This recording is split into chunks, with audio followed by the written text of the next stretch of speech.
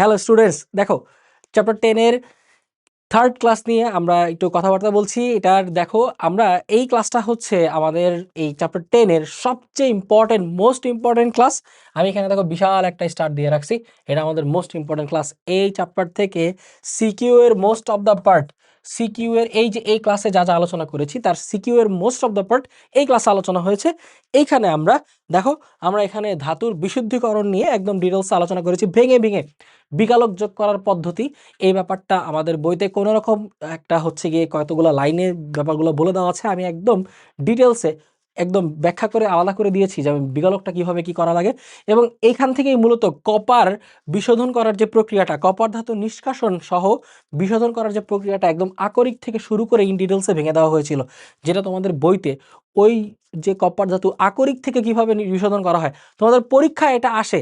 আমি এই ক্লাসে এগুলো সব ভেঙে বলেছি যে ঘটনাগুলো কি ঘটে, পরীক্ষায় আসে আকরিক থেকে দেখাইতে বলে, বাট তোমাদের বইতে কিন্তু আলোচনা করা আছে শুধুমাত্র এই ইলেকট্রোলাইসিস পদ্ধতিটা।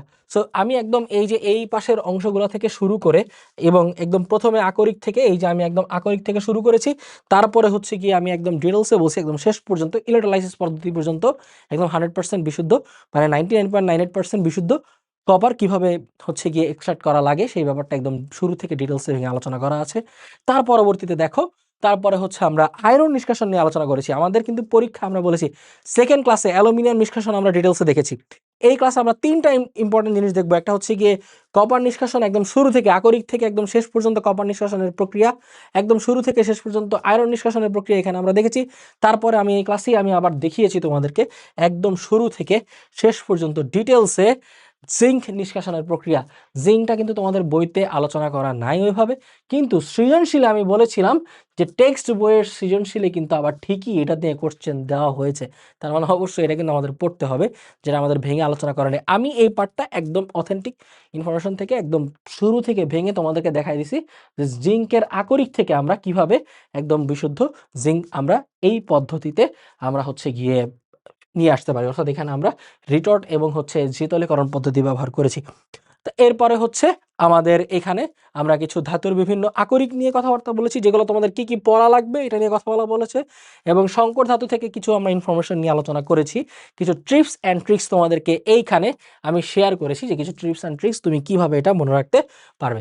আমাদের দেখো তোমাদের মনে আছে কিনা আমাদের আকরিক যখন আমরা হচ্ছে গিয়ে 5টা ধাপে আমরা আকরিক থেকে ধাতু নিষ্কাশনের যে প্রসেসটা আমরা দেখেছিলাম, আমরা চতুর্থ ধাপ পর্যন্ত গত ক্লাসে আলোচনা করেছিলাম, আজকে সেই পঞ্চম ধাপ।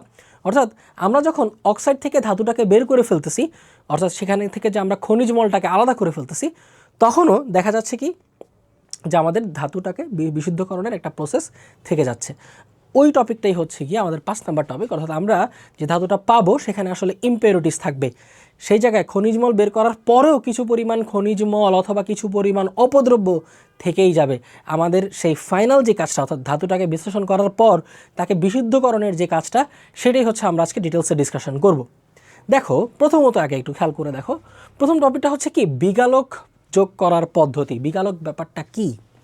দেখো স্টিল আমরা কি বললাম, আমরা বললাম যে আমরা যে ধাতুটাকে বিশুদ্ধ করছি এইখানে স্টিল কিছু পরিমাণ কি থেকে যাবে, কিছু পরিমাণ খনিজ মল বা অপদ্রব্য থেকে যাচ্ছে। খনিজ মল বা অপদ্রব্য এইগুলা কিছুটা থেকে যাচ্ছে। ওকে, এইটাকেই আমাদের হচ্ছে বিশুদ্ধ করতে হবে। থেকে যাচ্ছে এই ব্যাপারটাকেই আমরা কি করব, এই ব্যাপারটাকে আমরা হচ্ছে বিশুদ্ধ করব। ঠিক আছে, এই জিনিসটাই এখান থেকে আমরা এই কাজটাকে আমরা বিশুদ্ধ করব। আমরা চাচ্ছি যে লেফট ওভার মানে হচ্ছে যে যতটুকু বাকি যে খনিজ মল বা অপদ্রব্যটা আছে যেটা রয়ে গেছে, সেটাকে আমরা এবার টার্গেট করছে আমাদের বিশুদ্ধ করা। তাইলেই কিন্তু আমাদের ধাতু বিশুদ্ধ হয়ে যাচ্ছে। প্রথম প্রসেসটা হচ্ছে যে আমরা বিগালক যোগ করব। যেটা বললাম বিগালকের একটা সুন্দর নাম আছে, আমি তোমাদের একটা বলি। এই জিনিসটার নাম হচ্ছে, এটাকে বলা যায় এই যে বিগালক, এটার একটা নাম হচ্ছে স্মেল্টিং এজেন্ট। দেখো এটা কিন্তু স্মেলিং না, এটা কি বলছি বলো তো, স্মেল্টিং এজেন্ট। ঠিক আছে, স্মেল্টিং এজেন্ট, এটাকে বলতেছি আমরা হচ্ছে বিগালক। দেখো ভালো করে বুঝো বিগালক বেসিক্যালি কি, আগে একটু বুঝি বিগালক জিনিসটা কি। এই স্মেল্টিং এজেন্টটা এইটা আসলে কি দিয়ে তৈরি হয়? এরা হচ্ছে অ্যাসিড অথবা ক্ষারীয় বস্তু। প্রথমে বুঝো বিগালক কি? বিগালক হচ্ছে আমাদের কিছু এমন কিছু রাসায়নিক পদার্থ যাদের বৈশিষ্ট্য হচ্ছে তারা অ্যাসিড অথবা ক্ষারীয় হবে। যেমন যেমন অ্যাসিড আকারে কি ইউজ করা হয়? অ্যাসিডিক বস্তু আকারে সিলিকন ডাইঅক্সাইড ইউজ করা হয়। দেখো সিলিকন ডাইঅক্সাইড, সিলিকন একটা অপধাতু, তো এটাকে আমরা আসলে ধাতু না এমন হিসাবে কনসিডার করি। তাই সিলিকন অক্সাইড এটা কিন্তু অম্লীয় ধর্মী হয়, অর্থাৎ অ্যাসিডিক ধর্মী হয়। ঠিক আছে, সিলিকা, এটার একটা নাম হচ্ছে সিলিকা। ক্ষারীয় বস্তু হিসাবে সাধারণত কি ইউজ করা হয়? দেখো ক্যালসিয়াম অক্সাইড ইউজ করা হয়। ক্ষারীয় বস্তু আকারে ক্যালসিয়াম অক্সাইড ইউজ করা হয়। তাহলে এই হচ্ছে মোটামুটি আমাদের এইগুলা। অ্যাসিড বিগালক হিসাবে আমরা সিলিকন অক্সাইড ইউজ করি, আর ক্ষারীয় বস্তু বা ক্ষারীয় বিগালক আকারে আমরা ক্যালসিয়াম অক্সাইড ইউজ করি। সেটা আসলে কেন করতেছি ব্যাপারটা আগে বুঝো। দেখো আমাদের যে খনিজ মল বা অপদ্রব্যগুলো থাকে, এটা দুইটা কেস হইতে পারে, একটু বুঝো বিষয়টা। খনিজ মল, এই যে খনিজ মল, এটা হইতে পারে কি? এটা হইতে পারে অ্যাসিডীয়, ঠিক আছে, অথবা এই খনিজ মলটা হইতে পারে ক্ষারীয়, অথবা খনিজ মলটা কি হতে পারে? ক্ষারীয়। খনিজ মলের টাইপ অম্লীয় হতে পারে কিংবা ক্ষারীয় হতে পারে। ফাইন, এখন আসো, এইবার তুমি ব্যাপারটাকে একটু বুঝো। যদি খনিজ মল অ্যাসিডীয় হয় তাহলে তুমি অবশ্যই এর সাথে যদি ক্ষারীয় কিছু একটা দাও, এটার সাথে যদি তুমি ক্ষারীয় কিছু একটা দাও, তাহলে এই অ্যাসিড আর ক্ষার বিক্রিয়া করবে, অম্ল আর ক্ষার বিক্রিয়া করবে। অ্যাসিডীয় কথাটা একটু বাংলা হয়ে যায়, কেমন যেন হয়ে যায়, আমি একটু ভালো করে লিখে দিই। এটা অ্যাসিডিক লিখতে পারলে ভালো হয়, অ্যাসিডিক, অ্যাসিডিক বা বাংলায় বললে অম্লীয় বলাটা ভালো, অম্লীয়। তো অ্যাসিডিক, তোমরা জানো অ্যাসিড বা অম্ল কি করে? ক্ষারের সাথে বিক্রিয়া করে। তাহলে এইটাই বিগালক উদ্দেশ্য যোগ করার উদ্দেশ্যটাই হচ্ছে এটা, একটা অ্যাসিডের সাথে একটা ক্ষার দিয়ে দিব, সেই অ্যাসিড আর ক্ষার একসাথে বিক্রিয়া করে আমাদেরকে একটা নিউট্রাল বা হচ্ছে একটা নিরপেক্ষ রাসায়নিক যৌগ দিবে। এই যৌগটাকে আমরা এবার আলাদা করে ফেলবো। সো বিষয়টা বুঝতে পারছো, এই খনিজ মল বা অপদ্রব্য এগুলা কিন্তু মিশ্রিত অবস্থায় থেকে যাচ্ছে, তাই না? আমি একটু বলে দেই, এটা আর একটু ক্লিয়ার করে দিই, এটা মিশ্রিত অবস্থা থেকে যাচ্ছে। কার সাথে? ওই যে ধাতুটার সাথে মিশ্রিত অবস্থা থেকে যাচ্ছে। তাহলে এই খনিজ মলটা যদি অ্যাসিডিক হয় তাহলে সেটাকে আমরা ওই মিশ্রিত ধাতু থেকে একটা ক্ষার দিয়ে বের করে ফেলবো। কারণ আমি যদি ক্ষারটা দেই তাহলে ক্ষারটা গিয়ে ওই অ্যাসিডিক খনিজ মলটার সাথেই বিক্রিয়া করবে, করে ওটার সাথে আলাদা করে বিক্রিয়া করে ওইখানে নতুন একটা যৌগ তৈরি করে ফেলবে। তার মানে ওই অ্যাসিডিক খনিজ মলটা আর ধাতুর সাথে মিশ্রিত থাকলো না, সে আলাদা হয়ে ক্ষারের সাথে বিক্রিয়া করে অন্য একটা বস্তুতে কনভার্ট হয়ে গেল। ঠিক একইভাবে ক্ষারীয় বস্তুর সাথে আমরা কি করতে পারি? একটা ক্ষারীয় বস্তুর সাথে আমরা একটা অম্লীয় বা অ্যাসিডিক বিগালক দিতে পারি। তাহলে আমরা অ্যাসিডিক খনিজ মলের সাথে দিব কি? দেখো আমরা অ্যাসিডিক খনিজ মলের সাথে দিব হচ্ছে ক্ষারীয় বিগালক, ক্ষারীয় বিগালক। এবং আমরা যে ক্ষারীয় খনিজ মল ইউজ করতেছি তার সাথে আমরা দিব অ্যাসিডিক বিগালক, তার সাথে আমরা দিব অ্যাসিডিক বিগালক। ওকে, তার সাথে আমরা অ্যাসিডিক বিগালক দিব। এই তো, তাহলে মোটামুটি এইভাবে আমরা কি করতেছি? এইভাবে আমরা অ্যাসিডিক খনিজ মলের সাথে ক্ষারীয় বিগালক এই দুটাকে একসাথে আলাদা করে ফেলতেছি একটা যৌগ হিসাবে, এবং এই দুটাকে একসাথে আলাদা করে ফেলতে পারতেছি আমরা একটা যৌগ হিসাবে, অর্থাৎ এই খনিজ মলগুলো এখন ধাতু থেকে আলাদা হয়ে গেল। Very fine. আমরা যদি একটু এক্সাম্পল দেখি, যেমন দেখো কপার ধাতু বিশুদ্ধকরণের ক্ষেত্রে তখন যেটা করা যায়, যেমন এখানে একটা ইউজ করা যায়, খুব সুন্দর জিনিস তোমাদের বলি। তোমরা জানো কপারের যে আকরিক, আমরা পরেই দেখবো আরেকটা জিনিস, সেটা হচ্ছে কপারের আকরিক এটাকে বলা হচ্ছে যে এরকম একটা আকরিক আছে, কপার আয়রন সালফাইড, এটাকে বলা হচ্ছে কপার পাইরাইটস।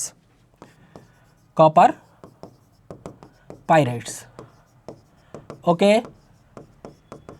এটার নাম কপার পাইরাইটস। তাহলে দেখো এই যৌগটাকে আমরা কি করব?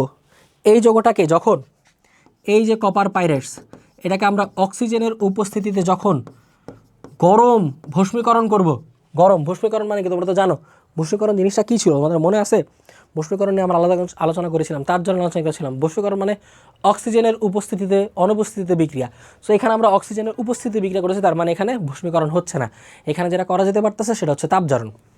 তাহলে দেখো এইখানে আমরা যদি অক্সিজেন দিয়ে হিট দেই তাহলে এখান থেকে আমাদের কি বের হয়ে আসবে? দেখো এখান থেকে আমাদের বের হয়ে আসবে হচ্ছে কপার সালফাইড বা কিউপ্রাস সালফাইড এবং হচ্ছে ফেরিক অক্সাইড, এই দুইটা জিনিস বের হয়ে আসবে।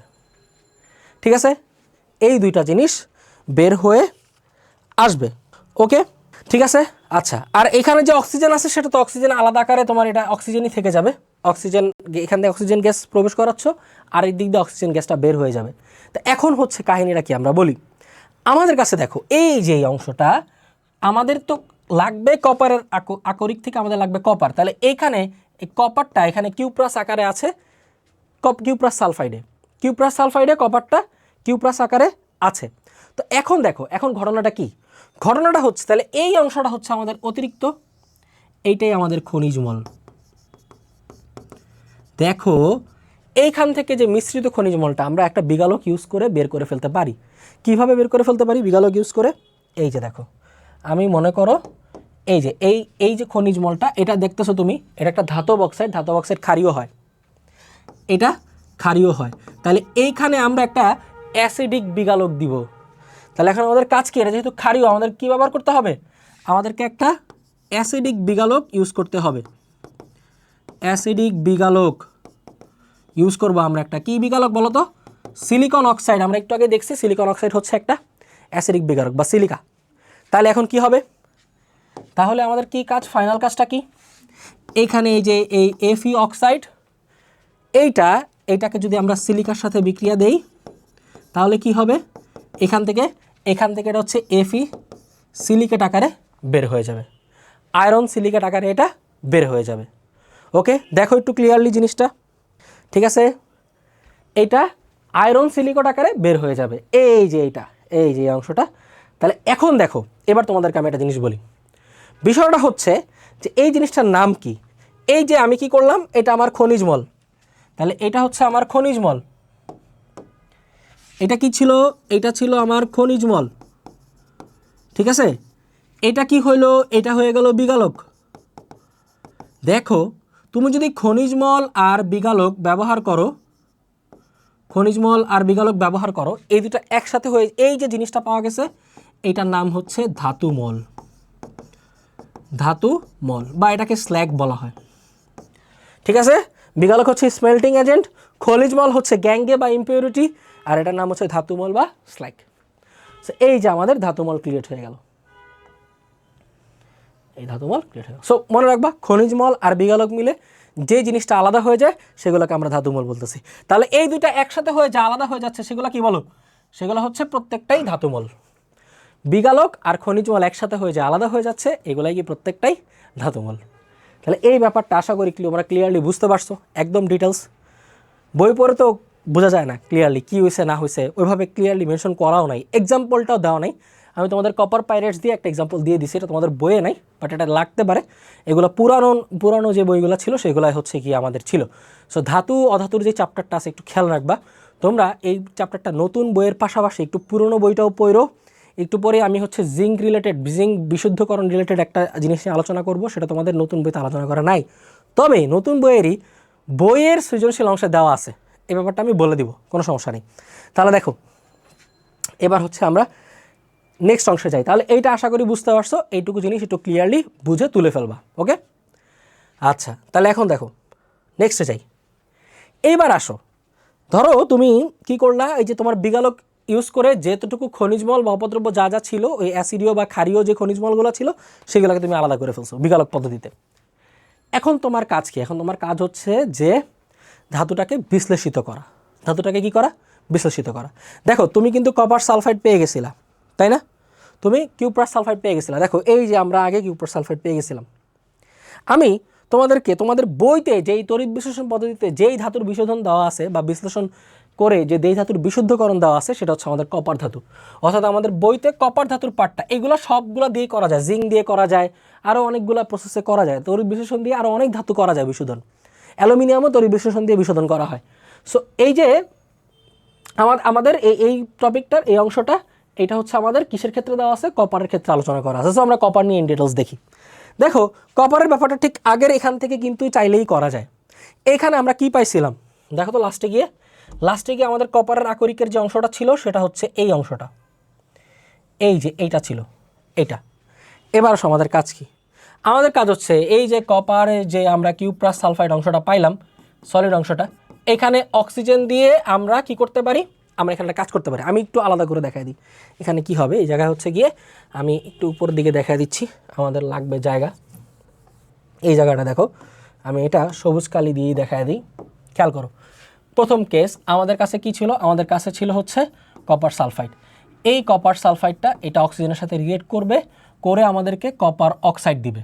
এটা এটা এটা হচ্ছে গিয়ে হিট দিলাম আমরা, অক্সিজেন গ্যাস, এটাও হচ্ছে গিয়ে কী থাকবে, সলিড থাকবে, এটাও সলিড, এটা দিবে। আর হচ্ছে গিয়ে সালফার ডাইঅক্সাইড দিবে, গ্যাসীয়। দেখো এখানে আমরা অক্সাইড পেয়ে গেছি। আবার এই অক্সাইডটাকে আমরা আবার কি করব, এই অক্সাইডটাকে আমাদের বিমুক্ত করতে হবে, তাই না? অক্সাইড থেকে মুক্ত করতে হবে। তোমরা জানো, তোমাদের মনে আছে আমি লাস্ট ক্লাসে দেখাইছিলাম স্ববিজারণ। কপারের অক্সাইড কিন্তু, কপার কিন্তু স্ববিজারণ করে। তাহলে কপার যদি স্ববিজারণ করে, কপার কীভাবে স্ববিজারণ করবে দেখো, এই যে কপার অক্সাইড যেটা আমরা পাইলাম এইটা, আর হচ্ছে যে এই যে দেখো, এই যে খেয়াল করো, এই যে এইটা, এই যেটা তোমরা তোমাদের মার্কারিটা দিয়ে আমি দেখাইছিলাম, তাই না? মার্কিউরিক সালফাইড থেকে মার্কিউরিক অক্সাইড হয়। ওই মার্কিউরিক অক্সাইডটা পরে ওই মার্কিউরিক সালফাইডই কী করে, আবার মার্কারি নিজেকেই নিজে বিজারণ করে। তাহলে এখানে একইভাবে দেখো, এখানে একইভাবে কপার অক্সাইড কি হবে, এই কপার দ্বারা অর্থাৎ নিজেই নিজেকে কি করবে, বিজারিত করবে, অর্থাৎ এই কিউ প্লাস সালফাইড দিয়ে বিজারিত হবে। হলে তারপরে কি হবে, হলে যেটা হবে এখান থেকে আমাদের কপার আলাদা হয়ে যাবে, এবার সলিড কপার আলাদা হয়ে যাবে। আর হচ্ছে এখান থেকে আমরা সালফার ডাইঅক্সাইড গ্যাস পেয়ে যাব। এই যে আমাদের কপার আলাদা হয়ে গেল, বেশ সুন্দর, আমাদের কপারটা আলাদা হয়ে গেল। এখন একটা বিষয় দেখো, এই যে কপারটা, এইটা এখানে কিছু ফ্যাক্ট আছে। ফ্যাক্ট হচ্ছে এই যে এভাবে যে আমরা আলাদা করলাম, করার পরে স্টিল এই কপারটা এটা কিন্তু 98% বিশুদ্ধ। এটা কয় পার্সেন্ট বিশুদ্ধ, এটা 98% বিশুদ্ধ। বুঝতে পারছো, 98% বিশুদ্ধ। এই জিনিসটাকেই তড়িৎ বিশ্লেষণ পদ্ধতির সাহায্যে এই 98%টাকে আমরা তড়িৎ বিশ্লেষণ দিয়ে কি করতে পারবো, আমরা এটাকে 99.9% বিশুদ্ধ করতে পারবো। আমরা এটাকে কী করতে পারবো বলো তো, আমরা এটাকে 99.9% বিশুদ্ধ করতে পারবো। ঠিক আছে, তোমাদের নতুন বইয়ে বুঝছো, নতুন বইয়ে 99.9% আছে। আবার পুরনো বইয়ে কি করছে,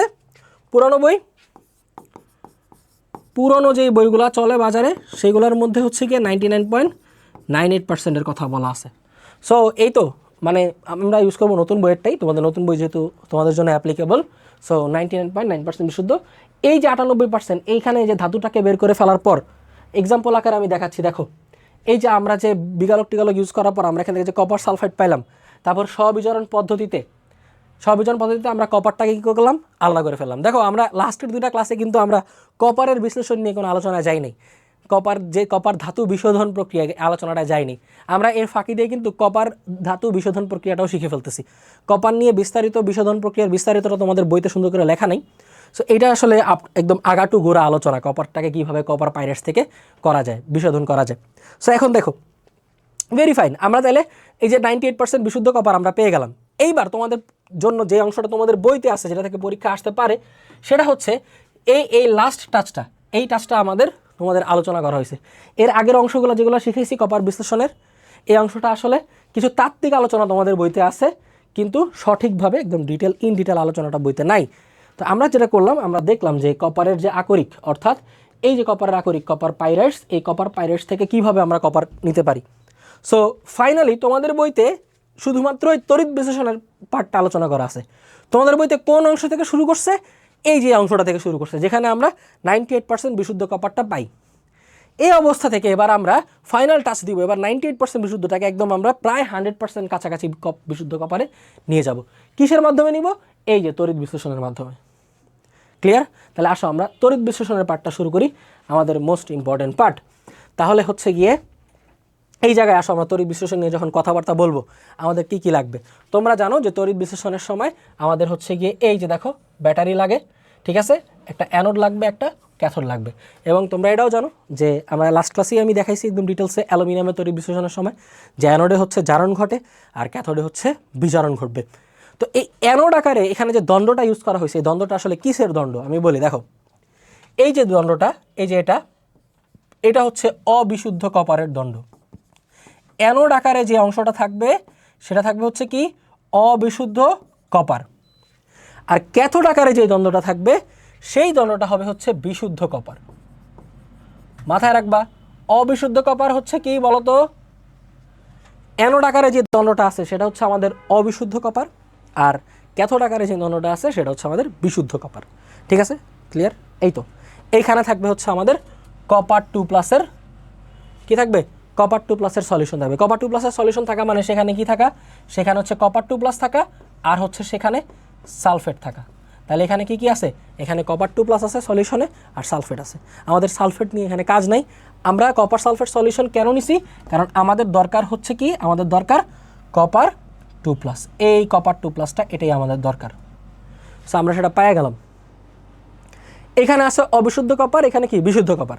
বুঝো, এখানে অবিশুদ্ধ কপার মানে কি, অবিশুদ্ধ কপার বলতে কি বোঝাচ্ছি আমরা, অবিশুদ্ধ কপার বলতে বোঝাচ্ছি এখানে কপারের সাথে কি আছে, এখানে কপারের সাথে ইম্পিউরিটিও আছে, অর্থাৎ এই জায়গায় খনিজ মল আছে আর কি, মানে কিছুটা অপদ্রব্য আছে। সো আমি এই জায়গায় অপদ্রব্য লিখে দিলাম, এখানে আমি লিখে দিলাম অপদ্রব্য সহ। ঠিক আছে, তাহলে এখানে অবিশুদ্ধ কপার দণ্ডটা আমরা বসায় দিলাম অ্যানোডে, আর বিশুদ্ধ কপার দণ্ড বসায় দিলাম ক্যাথোডে। তাহলে এখন অ্যানোডে জারণ বিক্রিয়া হবে। আসো আমরা কি জারণ বিক্রিয়া হয় সেটা দেখে নিই। আসো, তাহলে আমরা দেখতেছি এখন কি, অ্যানোডে জারণ বিক্রিয়া।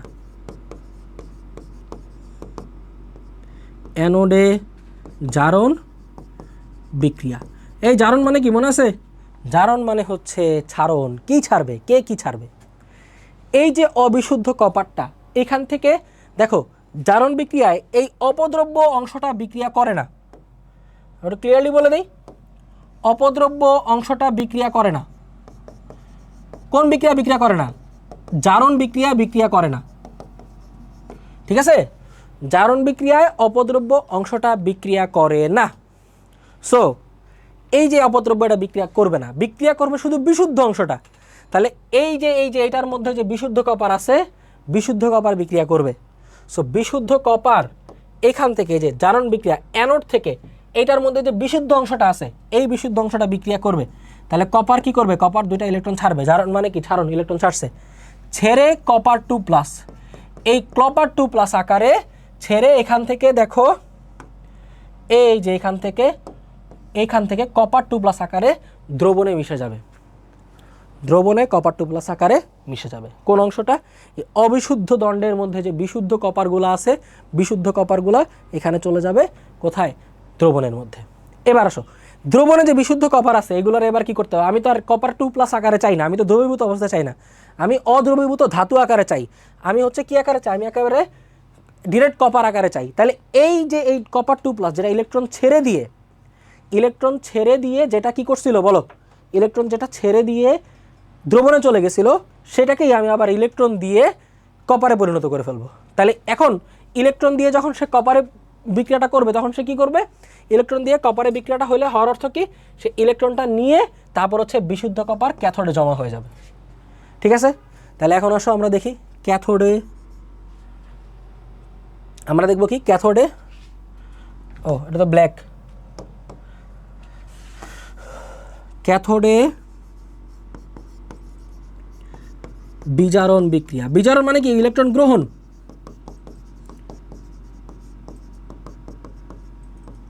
ঠিক আছে, তাহলে এখন কি হবে, ইলেকট্রন গ্রহণ করবে, কপার 2+ ইলেকট্রন গ্রহণ করবে, করে কপারে পরিণত হবে।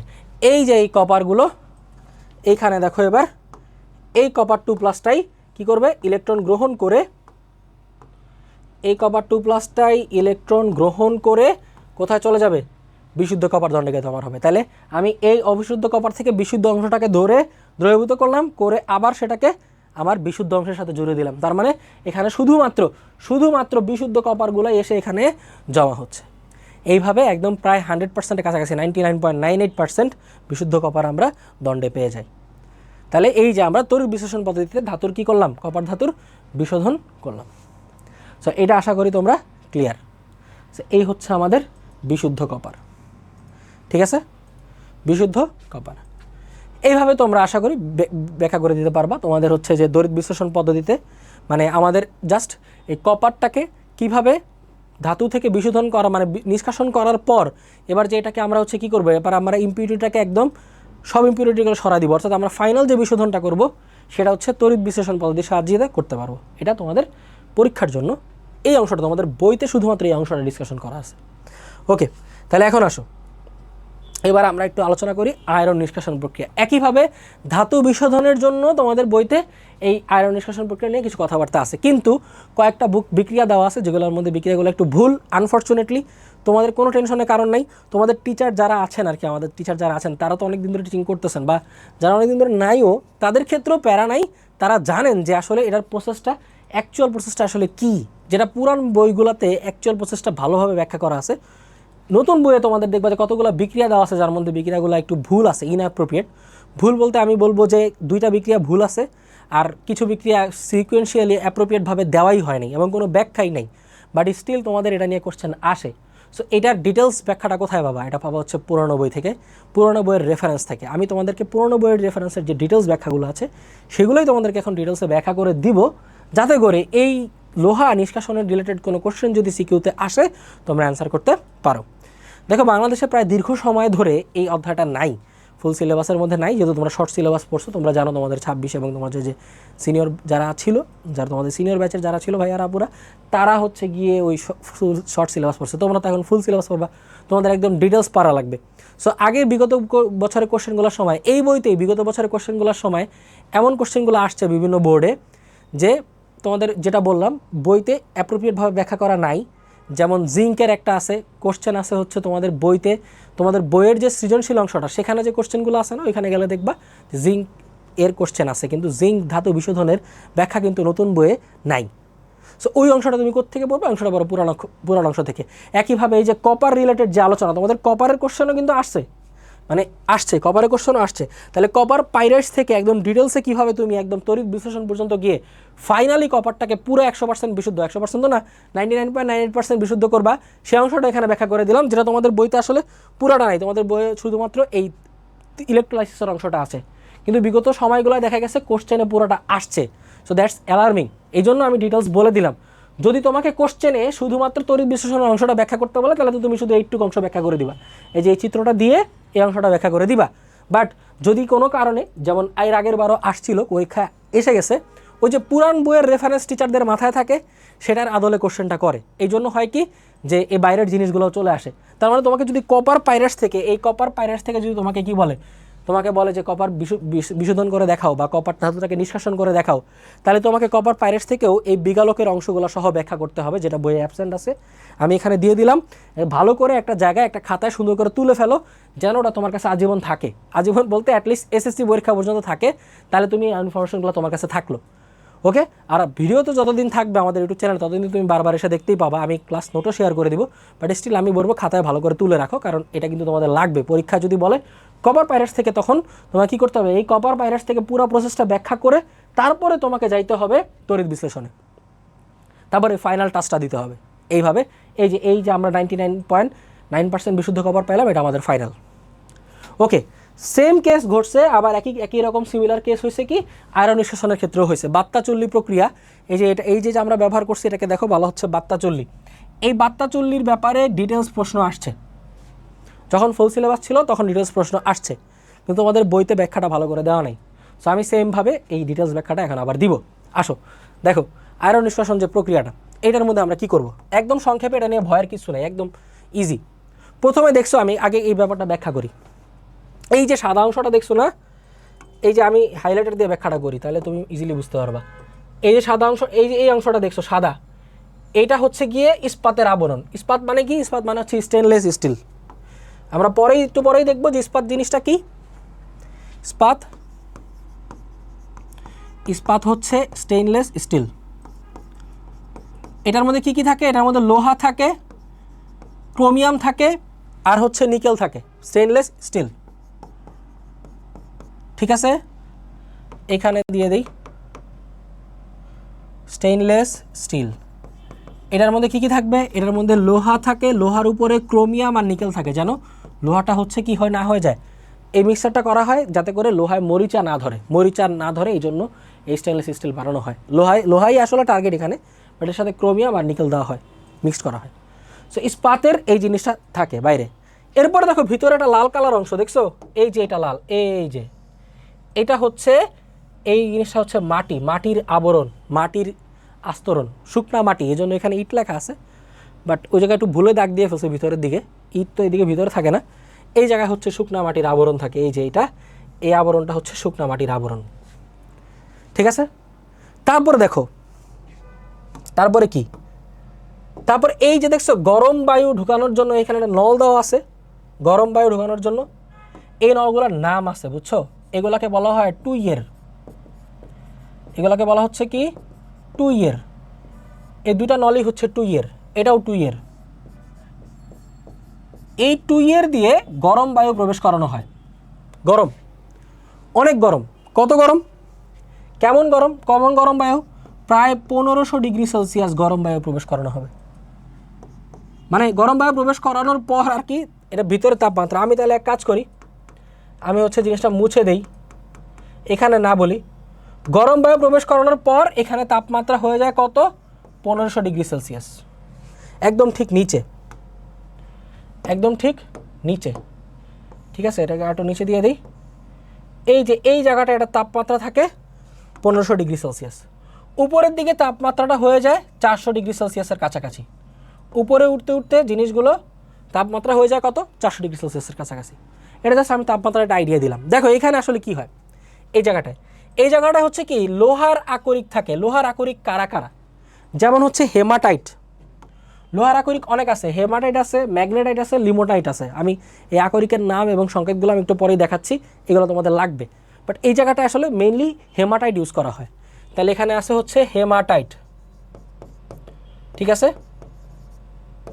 হেমাটাইট, হেমাটাইটটা কি, হেমাটাইট হচ্ছে Fe2O3 ferric oxide, Fe2O3 hematite, Fe2O3 এইটা ইউজ করা হয় লোহার আকরিক হিসাবে। তাহলে এইটা হলো গিয়ে আমাদের লোহার আকরিক, এটা আমাদের আকরিক।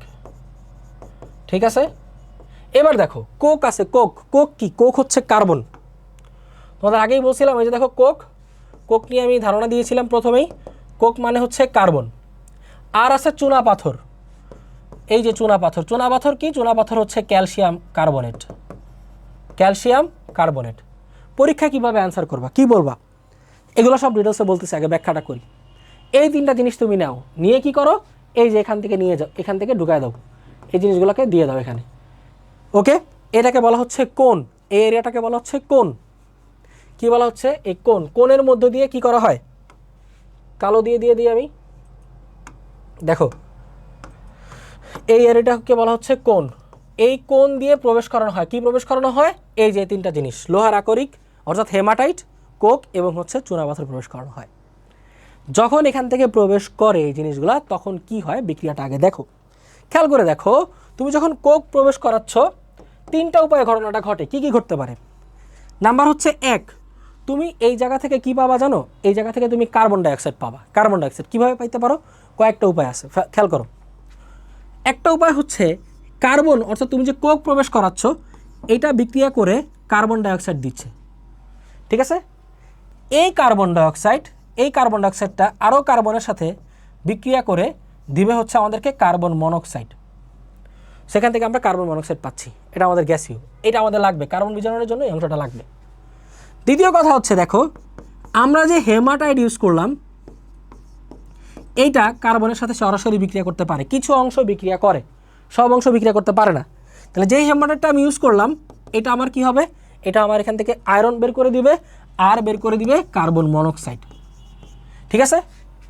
এখন যেই অংশগুলা হেমাটাইটের, যেই ফেরিক অক্সাইডগুলা কার্বনের সাথে বিক্রিয়া করছে, এটা অল্প অংশ, মূলত বিক্রিয়া করার জন্য আমাদের কাজে লাগবে হচ্ছে কার্বন মনোক্সাইড, বুঝছো। বিক্রিয়া করার জন্য মূলত কাজে লাগবে কি, মূলত আমাদের কাজে লাগবে এই কার্বন মনোক্সাইডটা, ঠিক আছে। এই কার্বন মনোক্সাইডটা আমাদের কি করবে, কার্বন মনোক্সাইডটা হচ্ছে আমাদের এই আয়রনটাকে বিজারিত করে কি বের করে দিবে, দেখো এই আয়রন থেকে বিজারিত করে কার্বন মনোক্সাইড, এখান থেকে আমাদেরকে আয়রন দিবে আর হচ্ছে কার্বন ডাইঅক্সাইড দিবে। কথাটা বুঝছো, এরকম এলোপাথারি এক নাগারে 3-4টা বিক্রিয়া দেখলে অনেক সময় বোঝা যায় না কী হয়েছে, স্বাভাবিক কোনো ব্যাখ্যা ছাড়া। আমি এই যে দেখো বুঝিয়ে দিলাম কী হয়েছে, ঘটনাটা বলি। তোমাদের বইতে এই দুইটা বিক্রিয়া আছে, নতুন বইতে, এই অংশটা আবার ব্যাখ্যা করা নাই। দেখো কার্বন মনোক্সাইড কোন কোন প্রসেস থেকে আসতে পারে, প্রথমে কার্বন, এই যে তুমি কোক মিক্স করছিলা, ভিতরে তো কি আছে, তুমি যে গরম বাতাস ঢুকাচ্ছ, গরম বাতাস মানে কি, সেখানে অক্সিজেন নাই? 100% অক্সিজেন আছে। এই যে এটার মধ্যে কি আছে, গরম বায়ু, এটার মধ্যে অক্সিজেন আছে, গরম বায়ু। এটা কি, এটা হচ্ছে অক্সিজেন। তা এখন দেখো ভালো করে বুঝো, এই অক্সিজেনটা তুমি যখন দিচ্ছ কার্বনের সাথে, কার্বন ডাইঅক্সাইড ফর্ম করতেছে, ওই কার্বন ডাইঅক্সাইডটা আবার কার্বনের সাথে বিক্রিয়া করে কার্বন মনোক্সাইড দিচ্ছে। এইভাবে আমরা কার্বন মনোক্সাইড পাচ্ছি। কার্বন মনোক্সাইড আমাদের লাগবে, কী কাজে লাগবে? এই যে এই আয়রন ফেরিক অক্সাইডটাকে, হেমাটাইটটাকে কার্বন ডাইঅক্সাইড বিজারিত করে একদম অক্সিজেন মুক্ত করে পিওর আয়রন দিবে, ঠিক আছে? বা এই আয়রন নিষ্কাশনটা করে দিবে আমাদের। তাহলে এখন খেয়াল করে দেখো, এই যে আয়রন যখন নিষ্কাশন করতেছে, বুঝো বিষয়টা, একটু মুছে দিই। এইটার জন্য আমাদের কার্বন মনোক্সাইড লাগবে। তো এই যে এইভাবে কার্বন মনোক্সাইড আসতেছে, আবার কার্বন মনোক্সাইড আরেক দিক দিয়ে আসতেছে। কোন দিক দিয়ে আসতেছে? এই যে কিছু পরিমাণ, কি বলছি, এই ফেরিক অক্সাইডের কিছু পরিমাণ কার্বন দিয়েও বিজারিত হয়, এটা অল্প পরিমাণ হয়। এই জিনিসটাকে পুরোপুরি এনশিওর করার জন্য, একদম 100% যেন বিজারণ হয়, সেটা এনশিওর করার জন্য আমাদের কার্বন মনোক্সাইড লাগবেই লাগবে। তাছাড়া কিছু পরিমাণ কার্বন দিয়ে হয়ে যায়। তো যখন কার্বন দিয়ে কিছু পরিমাণ হয়ে যায়, এখান থেকে কিছু পরিমাণ এফি আমরা পেয়ে যাব। যে অংশটা কার্বন দিয়ে কাজ হচ্ছে না, একটা অধিকাংশ অংশটাই কার্বন দিয়ে হচ্ছে না, সেটাকে আমরা আবার কার্বন মনোক্সাইড দিয়ে বিজারিত করে কি করে ফেলবো, সেখান থেকে আয়রন বের করে ফেলবো। তাহলে আয়রন হয়ে গেল আমাদের কি হয়ে গেল, আয়রন হয়ে গেল আমাদের সেই আকরিক বা প্রয়োজনীয় যে ধাতুটা সেটা। তাহলে এটা হয়ে গেল আমাদের প্রয়োজনীয় ধাতু, ওকে। আর ধাতুর সাথে যে অংশটা বাকি থেকে যায় সেটা কে, এই যে দাঁড়াও আমি ধাতুটা ভালো করে লিখে দিই। এই যে ধাতু, এই যে বলো তো, কার্বন ডাইঅক্সাইডও কি হয়ে গেল, এটা, এই কার্বন ডাইঅক্সাইড হয়ে গেল এখন খনিজ মল। কার্বন ডাইঅক্সাইড কী হয়ে গেল, খনিজ মল। খনিজ মলটাকে বাইর করতে হবে না, হবে নাকি হবে না? খনিজ মল বাইর করতে হবে। দেখো এই যে খনিজ মলটা, এই কার্বন ডাইঅক্সাইড, এটা হচ্ছে অম্লীয় খনিজ মল। এটা একটা অম্লীয় খনিজ মল। বিগালক লাগবে কি লাগবে না? আমরা একটু আগে শিখছি বিগালক। তাহলে বিগালক লাগবে এই অম্লীয় খনিজ মলটাকে দূর করার জন্য। বিগালকটা আসবে কোত্থেকে? বিগালকটা আসবে এই যে এটা থেকে। এটাই মজার বিষয়, তোমরা ভাবতে পারবে এখান থেকে আবার কি বিগালক আসলো। হ্যাঁ আসবে, চুনা পাথর এটা ক্ষারধর্মী। আমাদের যে খনিজ মল এটা কি ধর্মী? অম্লীয়। খেয়াল করে দেখো, এই যে অম্লীয়, ঠিক আছে, অম্লীয় খনিজ মল। আমাদের চুনা পাথর কি? চুনা পাথর হচ্ছে ক্ষারধর্মী, ঠিক আছে। কিন্তু চুনা পাথর সরাসরি বিগালক আকারে কাজ করে না, চুনা পাথরটা বিগালক ফর্ম করে। দেখো এখানে আমরা কি বলছিলাম, যে এই যে এই বাত্তা চুল্লিটার ভিতরে প্রায় 1500 ডিগ্রি সেলসিয়াস তাপমাত্রা পর্যন্ত গরম হতে পারে। চুনা পাথর, একটু পরের পেজে গেলাম, চুনা পাথর, দেখো চুনা পাথর যে ক্যালসিয়াম কার্বনেট, এইটা 900 ডিগ্রি সেলসিয়াস তাপমাত্রাতেই ভেঙে যায়। ভেঙে গিয়ে এখান থেকে ক্যালসিয়াম অক্সাইড দেয়, আর হচ্ছে এখান থেকে আবার কার্বন ডাইঅক্সাইড বের হয়ে যায়। দ্যাটস ভেরি মাচ ইন্টারেস্টিং, যেখান থেকে আমরা আবার কার্বন ডাইঅক্সাইড পাইছি। তার মানে এই যে কার্বন ডাইঅক্সাইড তো বারবার ইউজ হচ্ছেই, বারবার আমাদের কোনো না কোনোভাবে কার্বন ডাইঅক্সাইড লাগতেছে, তাই না? এগুলো সবই ইউজ হচ্ছে, বাট ওই পরিমাণটা খুব অল্প। এবং ওই যে তোমার যে কার্বন মনোক্সাইড আর কার্বন ডাইঅক্সাইড গ্যাসগুলো, আর কার্বন মনোক্সাইড গ্যাসগুলো, অক্সিজেন গ্যাসগুলো, এগুলো কিন্তু এখান দিয়ে বের হয়ে যাওয়ার সুযোগও আবার আছে। এখান দিয়ে বের হয়ে যাওয়ার সুযোগ আছে সব গ্যাসগুলো এখান দিয়ে। তাহলে কি বের হয়ে যাবে? এখান দিয়ে গ্যাস বের হয়ে যাবে, বুঝছো? এখান দিয়ে গ্যাস বের হয়ে যাবে। এখন যেগুলো গ্যাস আকারে নাই, সেগুলোকে কেমনে বের করবো? এই যে আয়রনের সাথে যে কার্বন ডাইঅক্সাইডগুলো আছে, এগুলোকে এখন কি করব? ওই যে আমাদের বিগালক, এই যে চুনা পাথর বিগালক আমরা ইউজ করছি। আসো এই চুনা পাথরটাকে কি করলাম, এই যে চুনা পাথর, এইটা বিয়োজিত হয়ে ক্যালসিয়াম অক্সাইড দিবে। এইটাই হচ্ছে আমাদের ক্ষারীয় বিগালক। এই সেই ক্ষারীয় বিগালক যেটা আমাদের কার্বন ডাইঅক্সাইডের জন্য লাগবে, বুঝছো? ক্লিয়ার কিনা বলো? এটা হচ্ছে আমাদের সেই ক্ষারীয় বিগালক। এই ক্ষারীয় বিগালকটা কি করতেছে? কার্বন ডাইঅক্সাইডটাকে নিয়ে নিচ্ছে। তাহলে কার্বন ডাইঅক্সাইডটাকে যখন অর্থাৎ কার্বন ডাইঅক্সাইড যখন এই ক্ষারীয় বিগালকের সাথে চলে যাচ্ছে, তখন আমাদের এই ক্ষারীয় বিগালকটাকেও আবার সরায় ফেলতে হবে, বুঝো? ক্ষারীয় বিগালক কি করতেছে? কার্বন ডাইঅক্সাইডগুলোকে আলাদা করে দিচ্ছে। কি দিয়ে আলাদা করে দিচ্ছে? ক্ষারীয় বিগালকগুলা এই যে তোমার হচ্ছে এই কার্বন ডাইঅক্সাইডটাকে আলাদা করতেছে, খনিজ মলটাকে আলাদা করতেছে। এখন এই যে ক্ষারীয় বিগালক, অতিরিক্ত ক্ষারীয় বিগালক যে চলে আসছে ক্যালসিয়াম অক্সাইড, এটাও আমাদের বের করে দিতে হবে। তাহলে এটাকে আমরা কি দিয়ে বের করবো? দেখো এই ক্যালসিয়াম অক্সাইডটাকে আমরা ওই একটা অম্লীয় বিগালক, আরেকটা অম্লীয় বিগালক দিয়ে দিব, সিলিকন ডাইঅক্সাইড অর্থাৎ সিলিকা। তখন সেটা কি দিবে? তখন সেটা ক্যালসিয়াম সিলিকেট দিবে। এইটা বের হয়ে যাবে, ওকে। এই জিনিসটা হচ্ছে আমাদের আরেকটা খনিজ মল বা ধাতুমল। এটা আমাদের একটা ধাতুমল। দেখো এখানে বিগালক ইউজ করে আমরা একটা ধাতুমল দিয়ে দিছি, বা এটাকে তোমরা খনিজ মলও বলতে পারো, একই জিনিস, কোনো সমস্যা নেই। তাহলে এটা কোন দিক দিয়ে বেরোবে? এটা হচ্ছে এই যে দেখো গলিত ধাতুমল এদিক দিয়ে বের হয়ে গেল, এই যে। আর গলিত আয়রনটা এই চেম্বার দিয়ে এই অংশটা দিয়ে বের হয়ে যাবে। তাহলে এই যে আমাদের যে এখানে গলিত আয়রন, এই অংশটা গলিত অবস্থায় বের হয়ে যাবে। এটা হচ্ছে গলিত গলিত অবস্থায় এটা বের হয়ে যাবে এইখান দিয়ে, এই যে এখান দিয়ে বের হয়ে যাবে। আর হচ্ছে যে আমরা আমরা যে কার্বন ডাইঅক্সাইডটাকে সরাইলাম, অম্লীয় কার্বন ডাইঅক্সাইড, এটাকে সরাইলাম কি দিয়ে? ক্যালসিয়াম অক্সাইড দিয়ে। আর ওই ক্যালসিয়াম অক্সাইডটাকে আবার সিলিকা মিক্সড করে এই ক্যালসিয়াম সিলিকেট, এটার নাম কি? এটার নাম হচ্ছে ক্যালসিয়াম সিলিকেট। এই ক্যালসিয়াম সিলিকেট আকারে ধাতুমলটাকে বের করে দিলাম। এই গলিত ধাতুমলটাকে কি করলাম? বের করে দিলাম। কোন দিক দিয়ে বের করে দিলাম? এই যে দিক দিয়ে বের করে দিলাম। ব্যাস, আমাদের কাজ কিন্তু শেষ। অর্থাৎ আমরা কি করলাম? আমরা হচ্ছে গিয়ে এই যে এইভাবে আয়রন ধাতু নিষ্কাশন করলাম। কোত্থেকে? আয়রনের আকরিক থেকে। সো এইভাবে এটা আমরা কি শিখে ফেললাম? এটা আমরা আয়রন নিষ্কাশন প্রক্রিয়া শিখে ফেললাম। এইটাও বইতে দেখো ক্লিয়ারলি নাই, আমি একদম ভেঙে চুরে একাকার করে দিছি। ভেঙে চুরে তোমাদের বলে দিছি কেমনে কোন কোন স্টেপে তোমাদের আগাইতে হবে। তোমরা এই স্টেপগুলো এভাবে লিখবো। বইয়ে যে বক্কর চক্কর বিক্রিয়াগুলো দেওয়া আছে, ভুল বিক্রিয়া, এগুলো দেখা দরকার নেই। এটা তুলো এটা অ্যাপ্লাই করো, একদম 100% শিওর থাকো তুমি ফুল মার্কস পাবা এটা লিখলে, কারণ এটা হচ্ছে সঠিক প্রসেস। এটা হচ্ছে পুরান বইয়ের কিছু আইডিয়া এবং অ্যাকচুয়াল যে ঘটনাগুলো ঘটতেছে সেটা আমি মিক্স করে তোমাদেরকে দেখাইছি। ওই যে বইয়ে যে ভুলগুলো আছে বিক্রিয়াগুলো, ওটা টিচাররাও রিকগনাইজ করে যে ওই জিনিসগুলো একটু ভুল আছে। মানে ওইখানে এই বিক্রিয়াগুলোই এক নাগারে ধুমধাম দিয়ে দিছে, এর মাঝখানে আবার আরেকটা ভুল বিক্রিয়া দিয়ে ঢুকাই দিছে। সো ওই জায়গাটায় ভুলটা হয়ে গেছে আর কি, বুঝছো? তুমি এই প্রসেসগুলো এই কয়টা স্টেপ মেনটেন করে করবা। তাহলে এটা হচ্ছে আমাদের 1 আর 2 নাম্বার স্টেপ, এটা হচ্ছে আমাদের 3 নাম্বার স্টেপ, যেটা দিয়ে আমরা কি করব? এটা হচ্ছে আমাদের এই লক তো করি নেই, এটা লক করে নেই। এটা হচ্ছে আমাদের 3 নাম্বার স্টেপ, ঠিক আছে? সো এই যে আমি দিয়ে দিলাম 3 নাম্বার। সো এইভাবে এটা এই ধাতুমলটা বের হয়ে যাবে। আর আগেই আমাদের বের হয়ে গেছিলো আয়রনটা, এই তো। তাহলে আয়রন নিষ্কাশন গেল। এইবার আসো, আয়রন নিষ্কাশন শেষ, এখন আমরা জিঙ্ক নিষ্কাশন নিয়ে একটু আলোচনা করি। আমি এটা বলে দেই, এটা হচ্ছে আউট অফ বুক, এই অংশটা আউট অফ বুক। এখন বলতে পারো যে ভাইয়া তাহলে কেন? এই যে ভিডিওর শুরুতেই বলছিলাম কি হয়েছে ঘটনাটা। এই যে দেখো, তোমরা যদি চিনে থাকো, এই যে আমাদের এই যে এই যে দেখো, এই যে এই চিত্রটা দেখবা তোমার বইয়ের টেক্সট বইয়ের সৃজনশীলে আছে, টেক্সট বইয়ের সৃজনশীল অংশে আছে। এখন এইটা সৃজনশীলে ঢুকাই দিছে কিন্তু বইয়ে তো নাই।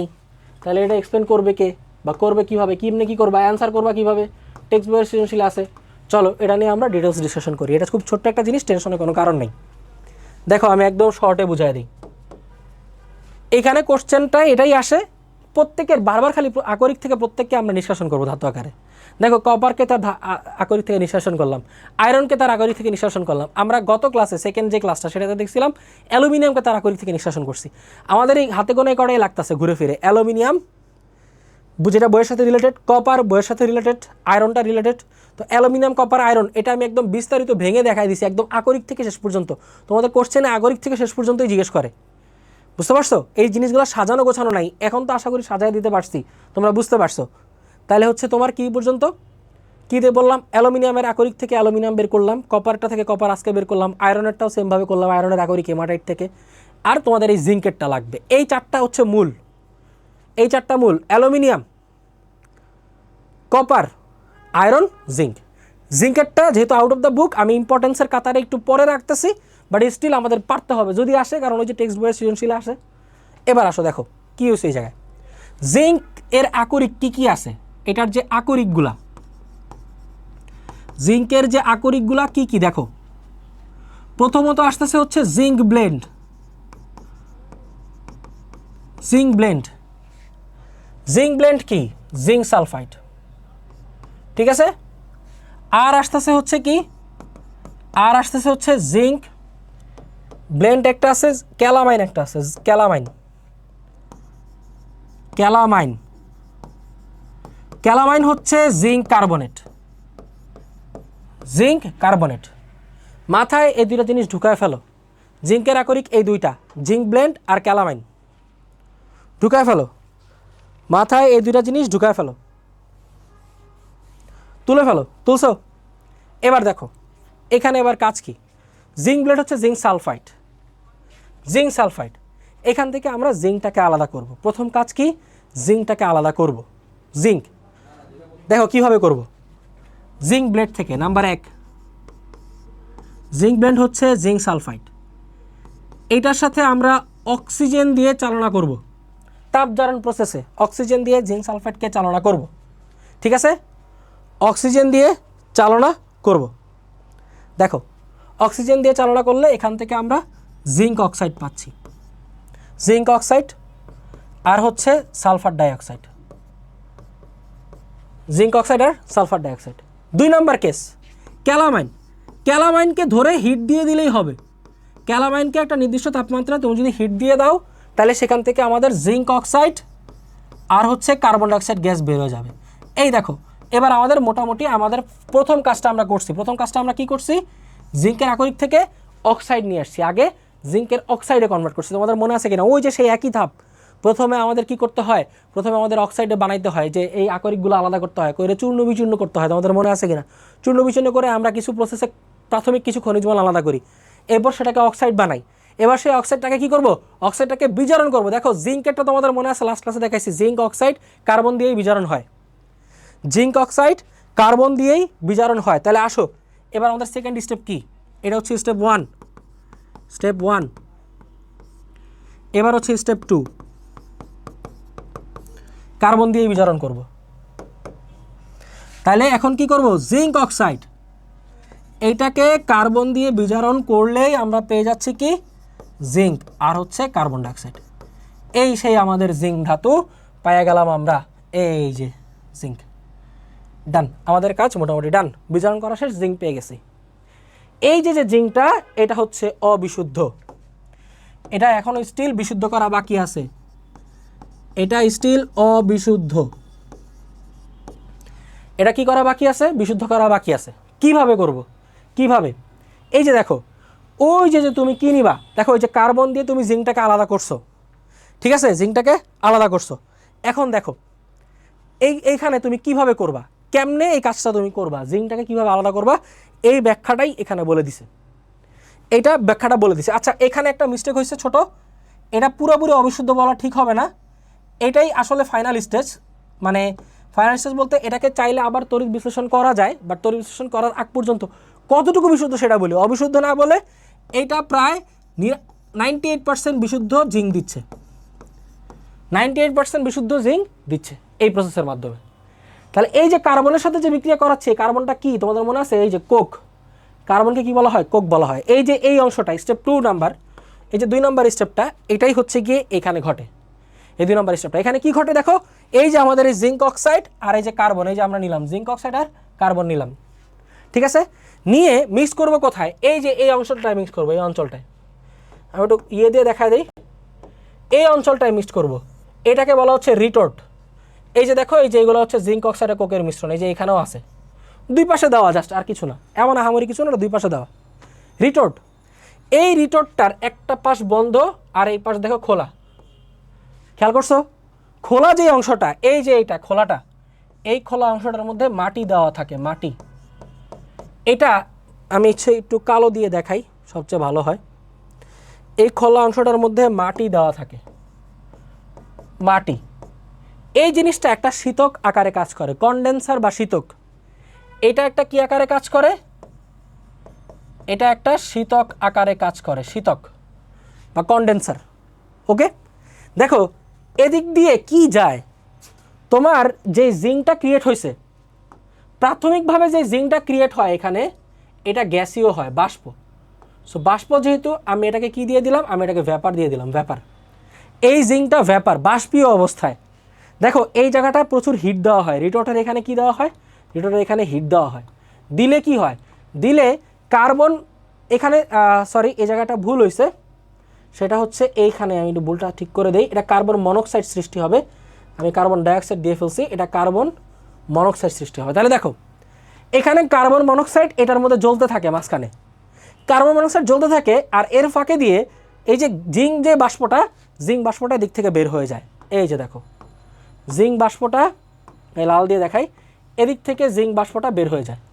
বের হওয়ার সময় যে মাটির শীতক বাষ্পটা শীতল হওয়ার মানে ওই মাটির শীতকটা বাষ্পটা কী হয়, যখন তুমি বাষ্পটাকে ঠান্ডা করবা তখন বাষ্পটা ঘনীভূত হয়ে জমে যায়, ঘনীভূত হয়ে জমে যায়।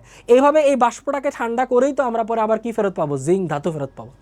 তাহলে ঘনীভূত হয়ে যখন জমে যায় এইটুকু অংশের মধ্যে পুরোপুরি জমতে পারে না, এই অংশটা পারে না পুরোপুরি জমা দিতে, কারণ জিঙ্ক অনেক গরম অবস্থায় থাকে, গরম অবস্থায় জিঙ্ক থাকে, সেটাকে পুরোপুরি জমা দিতে পারে না, শীতল করতে পারে না।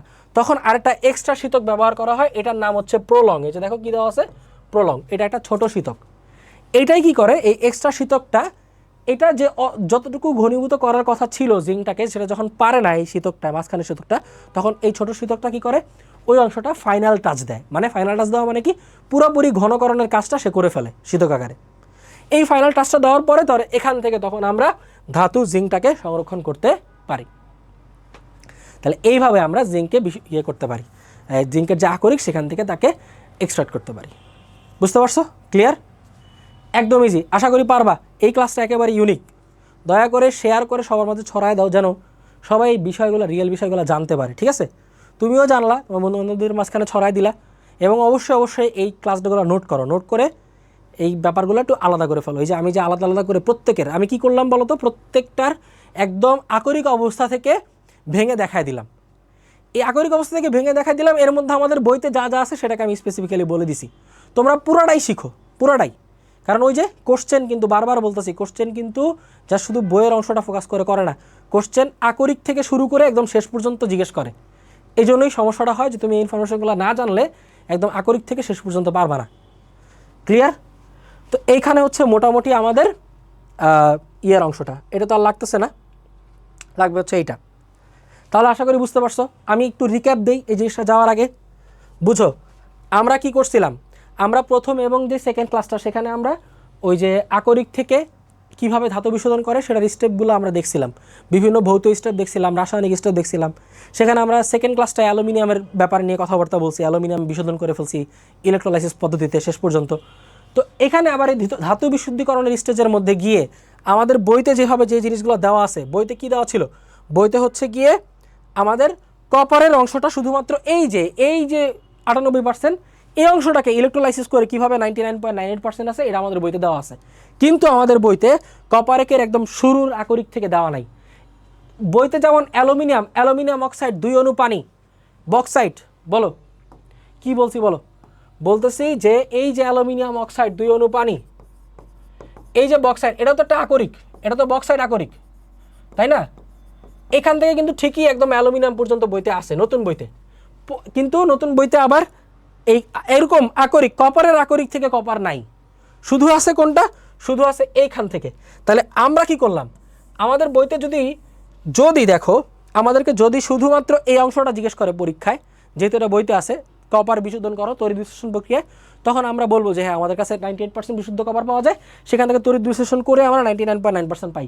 তখন যদি এইটুকু, বাট হোয়াট ইফ তোমাকে কপার পাইরাইটস থেকে কপারটাকে বিশোধন করতে বললো, বা কপার ধাতুটাকে নিষ্কাশন করতে বললো পিউরিটি সহ, তখন কিন্তু তোমার কি করতে হবে, পাইরাইটস থেকে জিনিসটা আলোচনা করতে হবে, বিগালকের বিষয়গুলো আলোচনা করতে হবে। বইতে জাস্ট কোনো রকম একটা তথ্য আলোচনা দেওয়া আছে, ব্রেকডাউন করে দেয় না, এক্সাম্পল সহ বলে নেই। তুমি এই জিনিসগুলো করবা, ধাপে ধাপে বলবা যে এখান থেকে এই ধাতুমূল বের হয়ে যায়, আর আমাদের পাওয়া যায় কি, কপার সালফেট পাওয়া গেলে পরে নিজেই এই যে কপার সালফাইড, সে নিজেই কিন্তু কি করে, সে নিজেই কিন্তু স্ববিজারণ পদ্ধতিতে কি দিয়ে দেয়, কপার দিয়ে দেয়। কি কপার দিয়ে দেয়, সে এই যে 98% বিশুদ্ধ কপার দিয়ে দেয়। তারপর এই 98% বিশুদ্ধটাকে আমরা ফাইনালাইজ করে এখানে 99.9% বিশুদ্ধ পাই, কি করে, ইলেকট্রোলাইসিস করে। তাহলে এইভাবে আমাদের কপারের কি গেল, কপারের আমাদের হচ্ছে গিয়ে কপারের নিষ্কাশন গেল বিশোধন সহ। এবার আমরা দেখলাম আয়রন নিষ্কাশন প্রক্রিয়া, যেটার মধ্যে ঝামেলা ছিল আমাদের, ওটা আমরা ক্লিয়ার করলাম। এবার আমরা আউট অফ দ্য বুক কন্টেস্টে দেখলাম হচ্ছে আমাদের কি দেখলাম, আউট অফ দ্য বুক কন্টেস্টে আমরা জিঙ্ক নিষ্কাশন প্রক্রিয়া দেখলাম। এটা আমাদের লাগবে। শেষ আমাদের একদম এই আকরিকের যে ধাতু নিষ্কাশনের কেসগুলো, এগুলো মোটামুটি সব ডান, এখানেই ডান। এবার আসো আমি জাস্ট টুকটাক কিছু আলোচনা করি যে আমাদের আকরিকগুলো তোমাদের কি কি পড়া লাগবে, এটা আমি বলে দিই। বই থেকে আমি চিত্রগুলো দেখাইছি, এটা বলে আমি ক্লাসটা শেষ করে দিব তোমাদের। দেখো কি কি পড়া লাগবে, খেয়াল করো। এই যে এটা সিনাবার লেখা আছে, এটা একটু খেয়াল রাখো, এটা আসলে সিনাবার, উচ্চারণটা সিনাবার। এটা আমি আগের ক্লাসেও বলছিলাম তোমাদেরকে, এটা প্রোনাউন্সিয়েশনটা হচ্ছে সিনাবার। সো ওইভাবে বইতে আসলে টিচাররা ওই যে ডাবল এন দেখে আর কি সিনা লেখছেন, প্রোনাউন্সিয়েশন সিনাবার, সমস্যা নেই। তাহলে প্রোনাউন্সিয়েশনে আমরা একটা না বললেও ভালো। তাহলে এগুলো প্রত্যেকটা আমাদের জানা লাগবে, এমসিকিউর জন্য প্রত্যেকটা ইম্পর্টেন্ট রে ভাই। কোনটা বাদ দিব আমি, একটাও বাদ দিতে পারবো না, এগুলো বাকি সব তোমরা জানো, সবগুলো ইম্পর্টেন্ট, এগুলো সব জানতে হবে। জিঙ্কটা জানতে হবে। তাহলে জিঙ্কে আমরা কি দেখছি দেখো তো, ওই যে আমরা আগেই দেখছি জিঙ্ক সালফাইড আর জিঙ্ক কার্বনেট, ক্যালামাইন, এটাকে বলা জিঙ্ক ব্লেন্ড, আর জিঙ্ক কার্বনেট হচ্ছে ক্যালামাইন। এই দুইটা আকরিক থেকে আমরা জিঙ্ক বের করছিলাম। তারপরে লেডেরটাকে কি বলা হচ্ছে, লেডেরটাকে বলা হচ্ছে গ্যালেনা। লেড দেখো, লেড সালফাইড থেকে লেড ধাতু নিষ্কাশনের পদ্ধতিও আছে। আমরা অ্যালুমিনিয়াম, আয়রন, কপার আর জিঙ্ক নিয়ে আলোচনা করছি। লেডেরটা পুরান বইতে আছে, কিন্তু লেড রিলেটেড একটা সামান্য আলোচনাও নতুন বইয়ে নাই। এই জন্য এই জন্য লেড ওই রিস্কের মধ্যে নাই। লেড বিশ্লেষণ নিয়ে নতুনভাবে কোনো ধরনের কোশ্চেন আর আসবে না, যদিও লেডটাও পুরান বইতে আছে, কিন্তু এটা নিয়ে আসবে না। তো এই জন্য এই রিলেটেড কোনো আলোচনা আমি যাই নাই। তো এখন আবার ক্রস দীক্ষা ভাববো না যেটা নাম শিখতে হবে না, নাম শিখতে হবে, কিন্তু লেডের আলোচনায় আমরা যাব না, দরকার নাই লেড। ওই লাস্ট যে রিস্ক ফ্রি থাকা জিঙ্ক পর্যন্ত আমরা গেছি, এই পর্যন্ত খেলে আর কোনো রিস্ক নাই, একটা সিঙ্গেল রিস্ক নাই, সব পারবা সব। তারপরে হচ্ছে কি আয়রন, যেগুলো ম্যাগনেটাইট, হেমাটাইট, লিমোনাইট কথাবার্তা বললাম আমরা। এখানে ওই যে ভুলটা আছে বলছিলাম, কপার পাইরোইট আছে, এটা হচ্ছে কপার পাইরাইটস, এটা তোমাদের বলছিলাম। এই জিনিসটা কি, এটা হচ্ছে কপার পাইরাইটস, আমি এখানে বলে দিই, এটা কপার পাইরাইটস, ঠিক আছে, এটা কপার পাইরাইটস। এবার আছে বক্সাইট, এবার তো আমরা জানি বাকি সব, সাগরের পানি, সোডিয়াম ক্লোরাইড এটা, আর চুনা পাথর, ক্যালসিয়াম কার্বনেট, এইগুলো সব পড়তে হবে, এগুলো একটা বাদ দেওয়া যাবে না। নেক্সটে যাই, সংকর ধাতুর মধ্যে কি কি উপাদান আছে, কি কাজে লাগে, এগুলো পড়বা। স্টিল আমি তোমাকে কিছু ইম্পর্টেন্ট বলে দিচ্ছি, হ্যাঁ কিছু ইম্পর্টেন্ট বলে দিচ্ছি, কি কি পড়বা, কোনটা লাগবে। আমাদের লাগবে স্টেইনলেস স্টিল, এইটার যে উপাদান আছে এগুলো ভালো করে পড়া লাগবে, ঠিক আছে, এটা ভালো করে পড়া লাগবে। উপাদানগুলো বেশি ইম্পর্টেন্সের দিক থেকে যদি বলি, উপাদানগুলো বেশি ইম্পর্টেন্ট। ব্যবহার কার কার শেখা লাগবে সেগুলো আমি বলতেছি, দেখো। তারপর তোমার পিতল, পিতলকে বলা হচ্ছে ব্রাশ, এটার উপাদান পড়া লাগবে। এইটার আমাদের ইয়েও পড়া লাগবে, পিতলের ব্যবহার, এটার ব্যবহার পড়া লাগবে। তারপর কাঁসা বা ব্রোঞ্জ, কাঁসা বা হচ্ছে ব্রোঞ্জকে কাঁসা বলা হয়। ব্রোঞ্জে কি থাকে দেখো, ব্রোঞ্জে 90% কপার আর 10% টিন থাকে, 90% কপার আর 10% টিন থাকে। দেখো ইস্পাত, তাহলে এখানে আমি তোমাদের একটা বলতেছি, কিছু ছন্দ বলে দিই। এই যে উপাদানগুলো, এগুলো মনে রাখার ছন্দ বলে দিই। দেখো কিভাবে তুমি মনে রাখবা, খেয়াল করে দেখো, এটা তুমি কিভাবে মনে রাখবা, এই জিনিসটা দেখো, এটা তুমি এভাবে মনে রাখবা,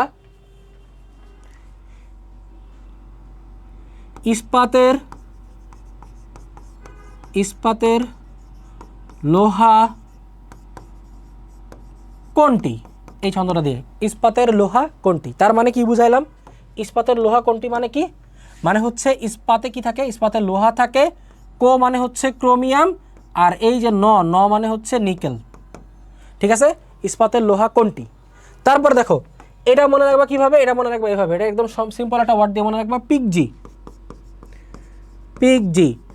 মানে কি বলো তো ভাইয়ারা পুরা, পিকজি মানে হচ্ছে পিতলে কি থাকে, পিতল মানে হচ্ছে ব্রাশ, পিতলে কি থাকে, কপার আর জিঙ্ক, কপার থাকে, কপার থাকে 65% আর জিঙ্ক থাকে 35%, এই তো। তারপর দেখো কাঁসা বা ব্রোঞ্জ, এটা এইভাবে মনে রাখবা, কাঁসা কৌটা,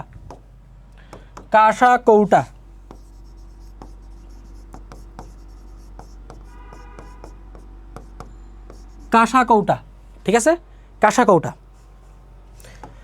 কৌটাটা কি, কাঁসা কৌটাটা এই যে দেখো, কৌটা মানে কি, কপার আর টিন, কো মানে হচ্ছে কপার, টা মানে হচ্ছে টিন, টিন হচ্ছে স্টেনিয়াম, এসএন, আর কাঁসা মানে তো বুঝছোই, কাঁসা মানে ব্রোঞ্জ, এই তো। সো এই জিনিসগুলো তোমাদের, এই কাঁসা কৌটার যে ব্যবহার এটাও শিখতে হবে, ধাতু গলানো যন্ত্রাংশ, থালা, গ্লাস ইত্যাদি, কাঁসার ব্যবহার। ডুরালোমিন উপাদান পড়া লাগবে, ডুরালুমিনের উপাদান পড়া লাগবে, উপাদান পড়বা, উপাদান উড়োজাহাজের বডি, বাইসাইকেলের পার্টস, ইয়েস ব্যবহার ইম্পর্টেন্ট, ডুরালুমিন ইম্পর্টেন্ট। আর বাদ বাকি খুব একটা ইম্পর্টেন্ট না, এই চারটা বেশি ইম্পর্টেন্ট। স্বর্ণ নিয়ে একটু টুকটাক আলোচনা করি। স্বর্ণের অনেক রকম ক্যারেট আছে, 24 ক্যারেট স্বর্ণ। স্বর্ণের যে উপাদানগুলো এগুলো একটু পার্সেন্টেজ দেখতে পারো, এমসিকিউর জন্য কাজে লাগবে, এই পার্সেন্টেজগুলো দেখতে পারো, ঠিক আছে। কি আছে বলো তো, 24 ক্যারেট স্বর্ণে 100% স্বর্ণ থাকে। 24 ক্যারেট হচ্ছে পিওর স্বর্ণ, এটা নরম হয় একটু। তারপর এটাকে একটু শক্ত করার জন্য 22 ক্যারেট স্বর্ণের সাথে কী দেওয়া হয়, স্বর্ণ দেওয়া হয় 91.67%, আর বাকি অংশ হচ্ছে কপার ও অন্যান্য ধাতু থাকে। আর 21 ক্যারেট স্বর্ণ হচ্ছে 87.5%, আর বাকি অংশ থাকে 12.5% অংশ থেকে কপার ও অন্যান্য। স্বর্ণের আরও টাইপ আছে, আমি কিছু এক্সাম্পল তোমাদের দিয়ে দিই।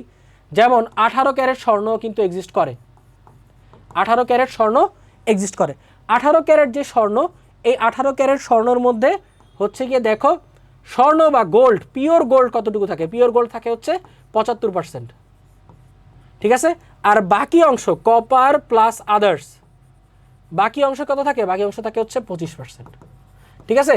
তারপর বিভিন্ন ধরনের প্রাচীন সনাতন গোল্ড পাওয়া যায়, সনাতন স্বর্ণ, কিছু সনাতন স্বর্ণও আছে, সনাতন স্বর্ণ। এই সনাতন স্বর্ণগুলো কত, প্রায় 54% থেকে 70% পিওর গোল্ড থাকে, গোল্ড সনাতন স্বর্ণের মধ্যে, ঠিক আছে। এই সনাতন স্বর্ণগুলো প্রায় ক্যারেট হিসাব করলে 13 থেকে 17 ক্যারেটের মধ্যে পড়ে। এই কিছু এক্সট্রা ইনফরমেশন তোমাদের একটু গোল্ড নিয়ে জানা দিলাম। সো গোল্ড সবচেয়ে ভালো হচ্ছে বিয়ে শাদী যখন করবা তোমরা, ছেলেরা যারা আছে ভবিষ্যতে গিয়ে যখন বিয়ে করবা, বা যেই হোক যারাই স্বর্ণ কিনো, এই দুইটা স্বর্ণ হচ্ছে কেনার জন্য, অলংকার আকারে কেনার জন্য উপযোগী। দেখো এখানেই লিখে দিচ্ছে অলংকার, দেখছো এইগুলা অলংকার আকারে কেনার জন্য উপযোগী, কারণ এই জিনিসগুলোর মধ্যে এক্সট্রা জিনিস দিয়ে স্বর্ণটাকে ডিজাইন করার মতো উপযোগী করা হয়। আদারওয়াইজ 24 ক্যারেট স্বর্ণ তুমি যদি ডিজাইন করো ভেঙে যাবে, তুমি তো তাহলে লাভ কি, তুমি পরবা কেমনে যদি ভেঙেই যায়। তো এই জন্য 24 ক্যারেট পিওর গোল্ড দিয়ে স্বর্ণ বানানো যায় না, স্বর্ণ 22 বা 21 ক্যারেট হয় সাধারণত। অনেকে 18 ক্যারেট পরে, ওগুলো আবার উপযোগী না, বিয়ে বাড়িটার এগুলোর জন্য উপযোগী না, কারণ 18 ক্যারেট স্বর্ণ একদম দেখলেই বোঝা যায় ইমপিওর, ওই স্বর্ণের যে গ্লেজিংটা সেটা আর থাকে না। তো এই জন্য আর কি 18 ক্যারেট অনেকে ইউজ করে না বা রিকমেন্ড করে না। এর মধ্যে তো বুঝতেই পারছো মাত্র 75% স্বর্ণ, তো কিনা লাভ কি। তো এই ছিল মোটামুটি তোমাদের এই চারটা জিনিস লাগবে। দেখো এই যে চারটা, এটা এটা এটা আর এটা, আর স্বর্ণের এই দুইটা জিনিস জাস্ট জেনে রাখবা, এখান থেকে কটা ইনফরমেশন জানলেই হয়। আর ব্যবহার লাগবে এই তিনটার ব্যবহার, কোন তিনটা, পিতল, কাঁসা আর হচ্ছে ডুরালুমিন। ক্লিয়ার? তাহলে এই নিয়ে মোটামুটি আলোচনা তোমাদের সাথে দেখা হচ্ছে এরপর ক্লাস 4-এ পরবর্তী ইম্পর্টেন্ট ডিসকাশনগুলোর ক্ষেত্রে। সো দেখা হবে, আল্লাহ হাফেজ।